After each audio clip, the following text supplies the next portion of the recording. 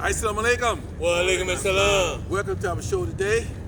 I'm today's host, Amir Fahid Ali Mawakil, and we are filming this show in the beautiful Gardens of Allah, located at 3095 Jonesboro Road on the ground of Masjid Ashura.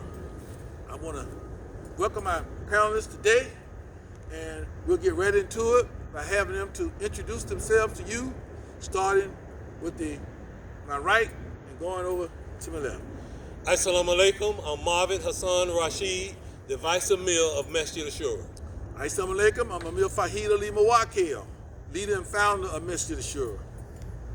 Assalamu alaikum. I'm Imam Ibrahim Abdul Rahman, the resident Imam here at Masjid Ashura, manager of Salam Memorial Cemetery, and a follower of Amir Fahid Ali Mawakil. Alhamdulillah. Assalamu alaikum. I'm Abdurrahman Muhammad, the assistant to the Imam here at Masjid Ashura and also the Sahaba of the Amir Fahid Ali Mawakil. Okay, kind of forgive us with the wind here, but we out here in this beautiful area, and we could have did it inside, but it's so beautiful out here we just couldn't pass it up. Okay, brothers, again, welcome, and all those who are fasting during this great month of Ramadan, Ramadan Mubarak. Ramadan Mubarak. Last week we discussed some things, but we didn't discuss a topic that I think that we should have discussed, and it's a topic that was, sweeping the nation and the world, and that is Will Smith slapping Chris Rock during the Academy Award ceremonies. And I want to get our panelists' opinion about what they think about that, and what effect that would have on African Americans, if any. We'll start with Brother Rashid. Assalamu alaikum. First, I want to say I openly bear witness and testify that there's absolutely, positively nothing worthy of worship except Almighty God, and He is one, and that Prophet Muhammad ibn Abdullah was his last prophet. Well, Brother Mill, great question. First, I want to say right off the bat that I feel like Brother Will was wrong. He should not have went up there and make a spectacle of himself by doing something. And what gets me about the whole situation is that, your wife is in an entanglement. The whole world know about it. Adultery, what no entanglement? Yeah, adultery. Yeah. The whole world know about it. And the guy talking about it, and you didn't feel no need to go slap him. But yet still, the man made what I consider a very light joke about his wife and her short hair, in which she stated she wasn't sensitive about it. And he felt enraged enough to go up there and slap the man in front of Allah and everybody else. I think that was wrong.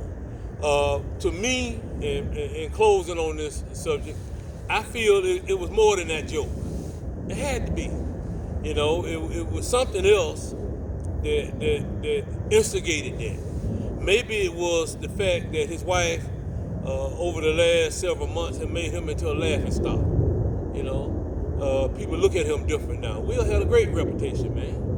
And this woman came out and several times, not only with the adultery thing, but she, this Tupac thing. I think she done took that way too far for a married woman. You fantasizing over a dead rapper that you wish you had, that you wish you was with. So, I think he was wrong. I like the way Chris Rock handled it. I think he handled it very well. And I think Brother Will is going to pay a price for what he did. Brother Imam? Great question. I concur with Brother Vice that he was dead wrong. It was an assault. It was a straight out assault, and there's consequences for assault. Till their relationship is public, they claim to have an open relationship. That's something that people do in America. People have open relationships, and that's between, that's how they get down. They have open relationship. He sleeps with women, other women, and she sleeps with men. And it's supposed to have been on the quiet, and this guy outed her, and so on and so forth.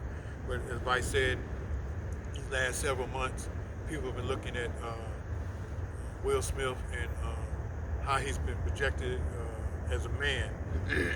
People are clowning. We're clowning him with this situation, this adultery, this entanglement that they call it, and so maybe that did touch a nerve. And for whatever reason, he felt to do that. He was out of pocket. He shouldn't have done it.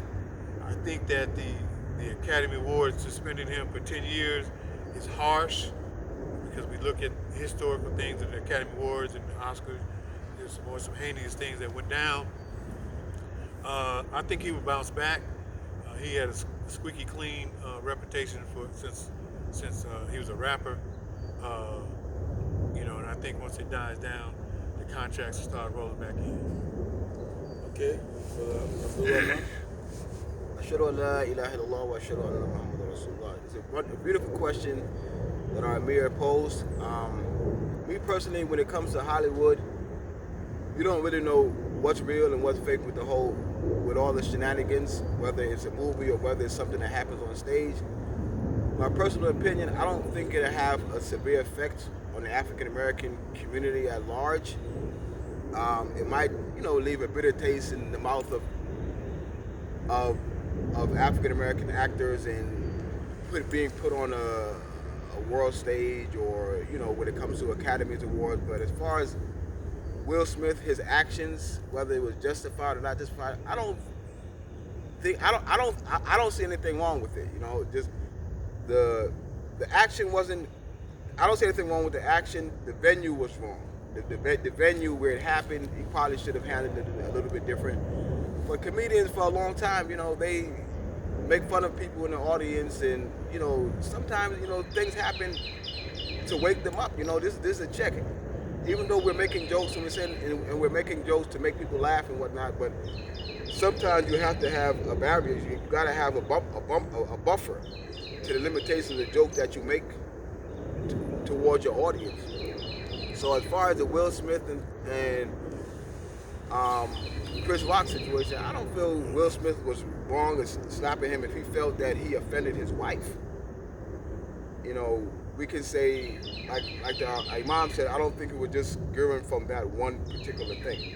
But people look at the history that Will Smith has with his wife and say, okay, you're not outraged when your wife sleeps with somebody, but you're outraged when someone talks about her hair. You know what I'm saying? That makes things look kind of backwards. But as far as the action that he felt that he dissed his wife in such an audience, he probably felt obligated to react that way. I mean, I don't feel that it was an unjust act. I feel that the venue he could have handled it different. But So you're saying that it was okay for him to go up there and smack the man? if he talks about his wife and he feel that that's the way to defend his wife, yeah. Well, But my thing is this. Another thing I have before our Amir, give us a very, very more point of view. What man would stand there and get slapped and just say, "Oh, I got slapped by so and so and so"? What type of man would do that? well, a lot of them on that stage. And let me say, Brother Imam, first of all, he was wrong. Now, I'm not going to hold him to the Islamic standard that we're supposed to hold ourselves to. God has in the Quran specific instructions when you are attacked, how you should retaliate. And he says, like mine.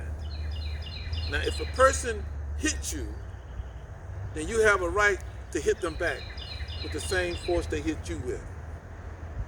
Since he told a joke or he made some disparaging remarks about his spouse, then the return would be like turn to say something about him and his wife if he had one. Islam prevents us from going overboard. Somebody slap you, you kill him. You can't do that because you're going to be held accountable. Tat for tit for tat. So I think that he should have, he could have hollered out like he did when he came back down. He did a double dose. Not only did he hit the man, and he goes back in the audience and labeled profanity at the guy. And the guy told him, say, okay, it was a joke. Then he said it again. Keep mine. He said, okay, I'll do that. So that tell me that the person that was levying those jokes at his wife was willing to compromise and apologize for doing it. It seemed to me if he had a howl out instead of showcasing, going up there, physically slapping that man, to me that's out of pocket. It's out of pocket Islamically, and I think it's out of pocket anywhere. You know, because all the man, only thing he said about his wife was, can't wait for number 2 to come out. He didn't even, you know, a lot of people didn't know what he was talking about. Right. So, and then you can't sit there and laugh at it. Laugh at the joke. The irony. You know, you sitting there laughing at the joke, you know, then all of a sudden you turn violent. That's another woman. You know, maybe if you hadn't laughed at it, you got mad, Chris would have caught on right then that offended you. And he could have maybe gave some apologies for doing it. But you sitting up there, then you have to look at your wife. Now, his wife, bald-headed as she could be, sitting up on the front row, what comedian ain't gonna take advantage of that? You know, come on, man.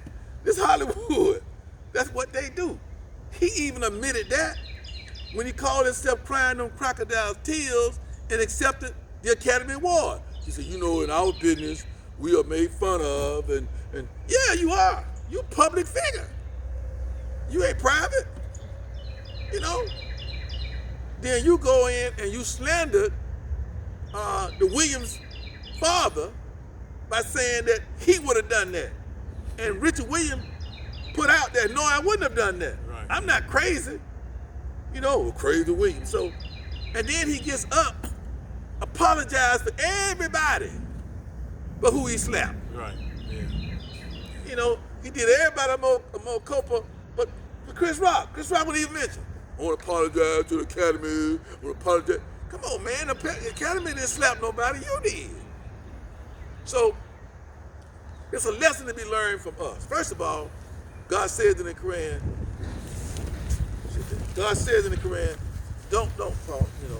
don't make offensive, call people by offensive nicknames, right, and joke to people like that. Chris Rock was wrong in doing that, but at the same time, you know, I wish he had a holler out like he did when he went back and sat down, and the man would have known he was offended. It wouldn't have been no call for him to slap the man. Right. He wouldn't be barred for 10 years from the Academy. He wouldn't be taking a financial hit that he's taking now because of that. And his name wouldn't be grubbed through the mud. And now his wife now is being accosted way more. That she being talked about way more than what Chris Rock did to her. Sure is. Everybody coming out the rule, calling her this and that and this and that. Even her adultery has came back up. See, when you go out there and you get on TV, national TV, red table, and in front of your husband, have your husband on the red table with you, talking about how you were feeling so bad that you got to sleep with your son's friend. And you telling your husband that. And you doing it on national TV. Then your hair fall out and they don't stay focused, you know, talk about you. Now, we were talking about Will Smith. You got an opinion about Will Smith, brother? This is Brother Paul Abdullah. Wa alaikum salam. I think he was wrong for him doing the way he did that. Should have had a better approach than going up there and slapping that guy on nationwide TV. I would have waited and went to the man while he was alone, but then I did nationwide public and going up there and slapping him. He was wrong for that. I consider him wrong for that. No way. Because the average brother would have came back on him physically, you know. So he was dead wrong for that. Okay, Willie. Big Willie style. I guess he did the Big Willie style. Now, another topic that's is in the news and been on the news for the last several months is the war in Ukraine. Vladimir Putin, the Russian president, I'm not going to call him a dictator because the people voted, whether we like it or not. He was voted on. And we had some discussion about him last week. We're going to continue this. And my thing is the response of African Americans about the Ukraine situation.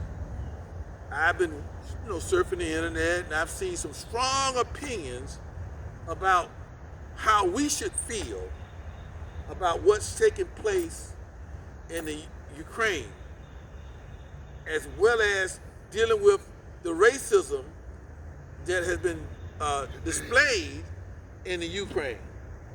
So now that I got my panelists here, I want you guys to give me your take on what's going on in Ukraine with the war over there, and how you feel about it, and how you think it is affecting our nation and nations around the world. Let's start with Brother Paul. Assalamu alaikum. That Ukraine situation over there, I feel for the innocent lives that are being lost. But when it comes to the refugees coming over into the country, I think we are hypocritical to the fact that people of color have tried to come into this country and we have rejected them for whatever reasons. But we openly open our doors and borders for these white-skinned people, and hundreds of thousands, last number I heard, and the type of money that we are going to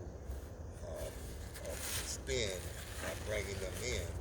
But yet, the countries of color, people with skin colors, we refuse them access to come into this country. Okay. So I think the country is hypocritical on that point, and I feel there should be more, if we're going to let them in, we should have let some of these other countries with people of color in too. That's my take. Brother Rashid? I think Treasurer Paul hit the nail on the head. I think the average African American person does have sympathy and empathy, seeing those children and them women and them men killed over there in Ukraine.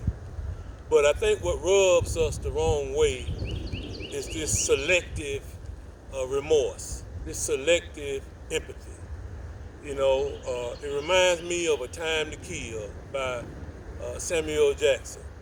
Do you have to close your eyes and imagine that those people over there in Africa, imagine that those people over there and the Arabs, Iranians, and those different people are human beings? You have to close your eyes and imagine that they're white in order for you to show some tears and some sympathy for that situation. Because let's face it, there has been a lot of atrocities over the last couple of decades in the Arab type countries, Africa, property that like you don't want to believe, and the vast majority of the people of this country close their eyes. But yet, when this Caucasian country comes under attack, then here we go, $800 billion. I mean, in what you call rocket mortgage type speed. $800 billion. No, I don't think it's that much. 13. Well, in tanks and planes, Okay. Biden signed a $800 billion aid for Ukraine. What? Wow. $800 billion. He signed it when, brother?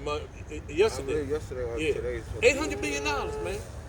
In planes, helicopter, tanks, weapons, $800 billion worth. So you know, I understand that America is a great experiment. I understand that we got a lot of cultures here under one umbrella. But we can't, and for those of you who don't understand the moniker Black Lives Matter, this is the type of stuff we're talking about.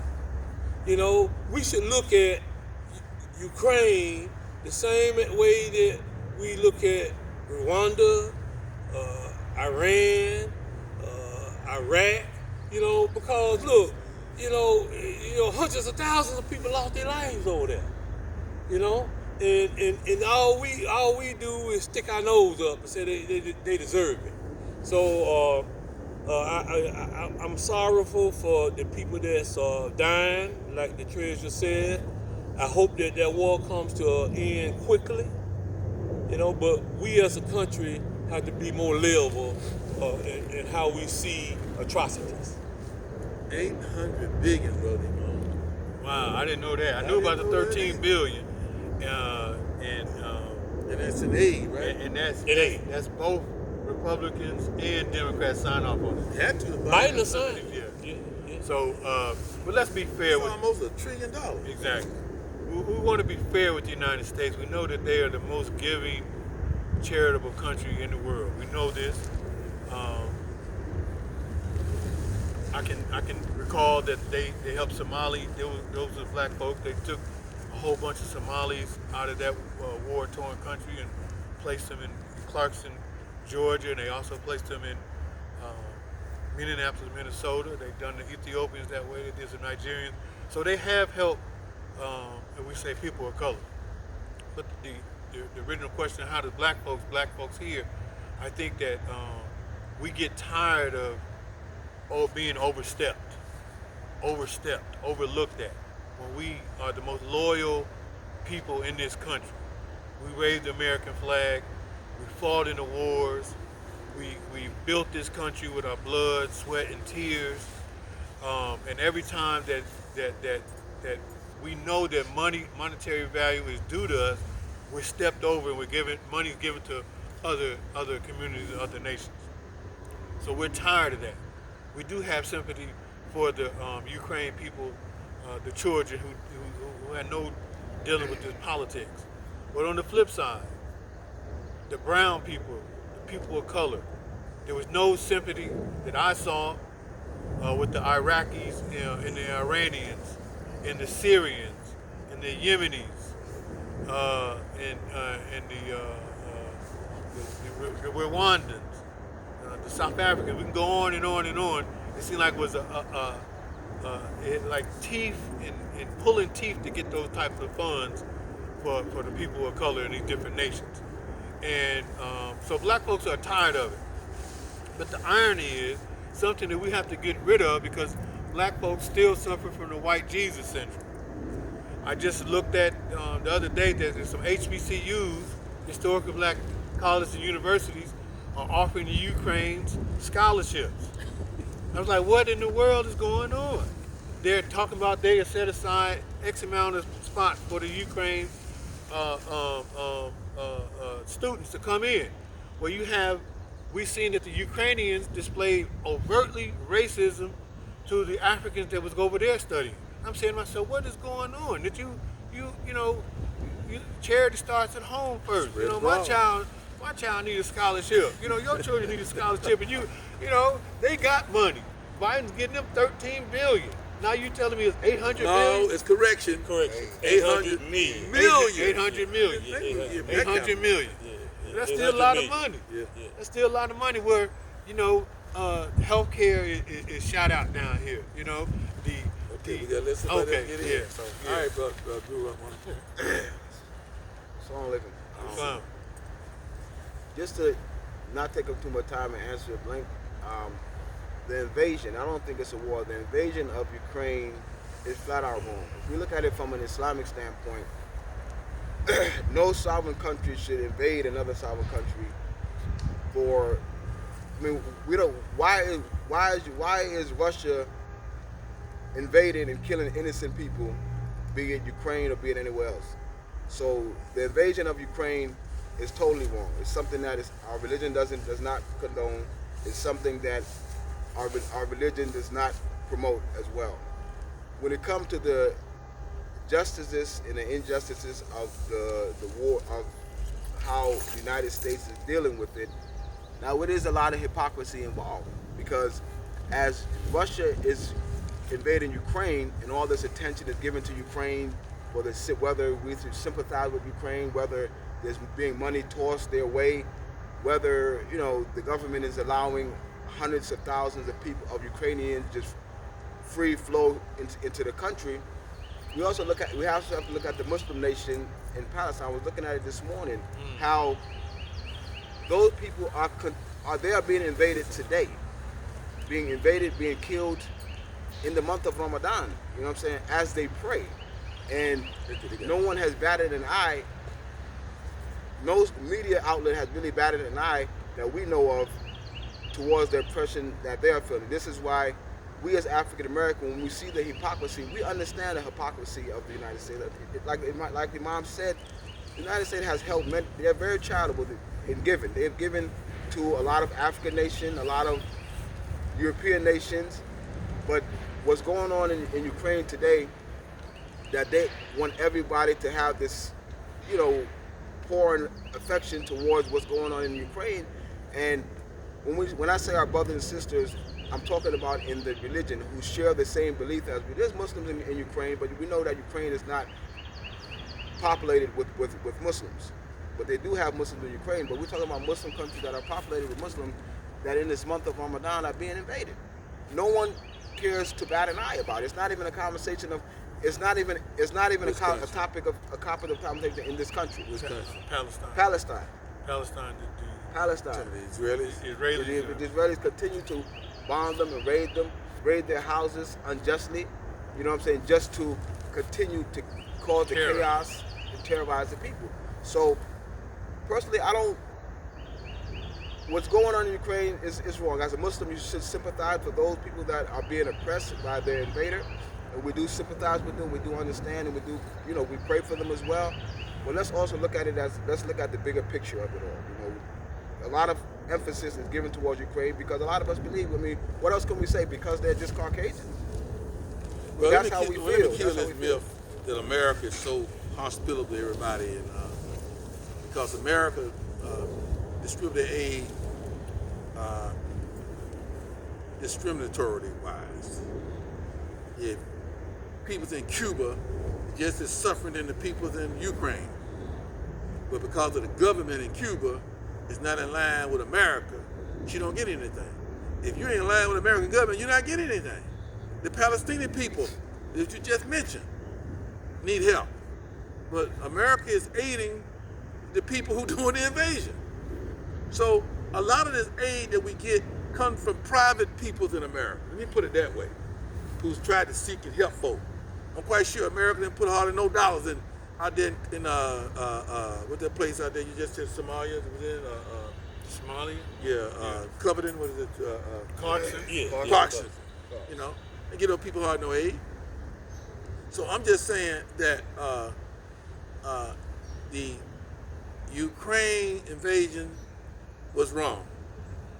Now, some could say that Putin did that for the simple reason that Ukraine was trying to get into NATO, an adversary of the Russian, and Ukraine is right on the border.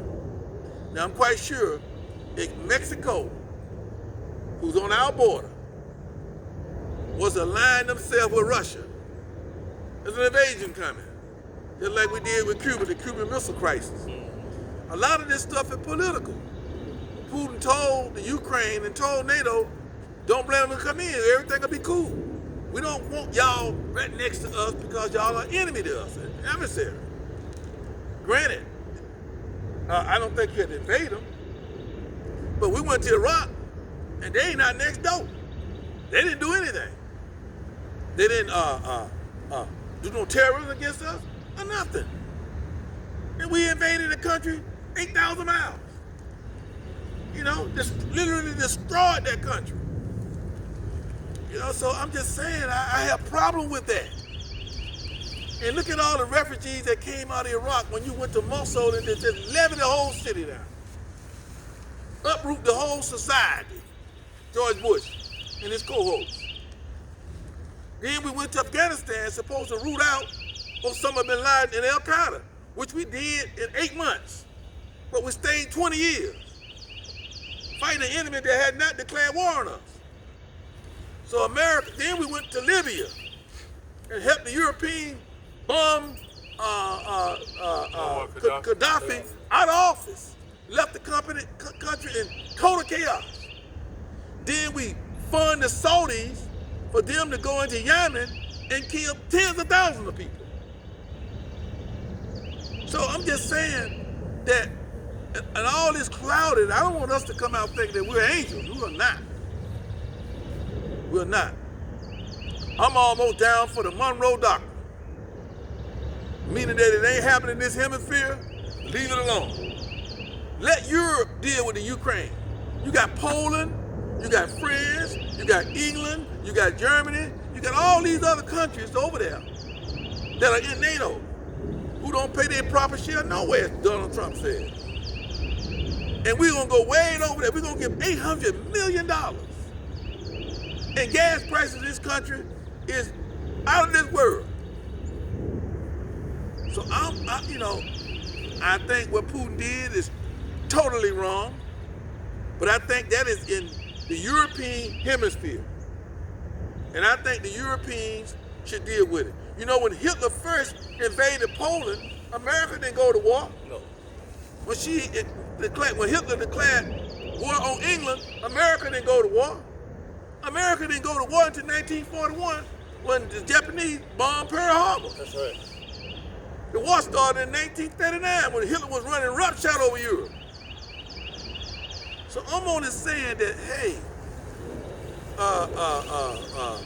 we got people south of the border that need our help. The poor Haitians, the Dominicans, all these folk need our help. And what the old saying, charity starts at home and then it spreads abroad. And until we step up and do a better job south of the border in helping those people,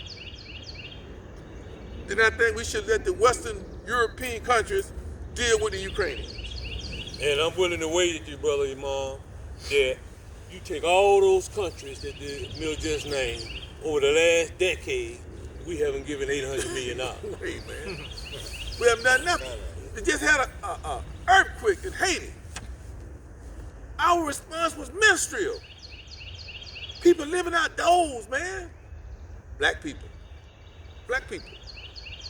And black lives don't matter. When they see these little blonde, blue-eyed people being refugees, they want us to cry crocodile tears. They want us to feel more about those people than we do our people. And that's the trick of slavery. Yes. And I'm saying the European countries, there's plenty of them over there, and they're filthy rich. Filthy rich. They should deal with. They ain't running to North Korea, making all that talk. They ain't trying to help the South Koreans. We got an army over there, but they ain't doing anything. Only when their people, NATO's a bunch of white countries getting together. Peas in the pot, including Russia. So Europeans been fighting each other for centuries, man. Centuries on top of centuries. We came over here, took the land from the Indians. Just think about it. The people that own this land live on a reservation. That's cold-blooded, isn't it? People that you took the land from and you stuck them on a reservation where they got to cry and moan for aid to keep you off their land. And don't let no gold be found on that land. They gonna move you off of that. Oil. So, what are you gonna say? Well, ladies and gentlemen, that's our take on it. And those two top subjects, we'll have 2 more next week, inshallah, and the week after that. We're gonna continue to put our voice out and try to get our voice out. And Brother Mill, can I say this in closing?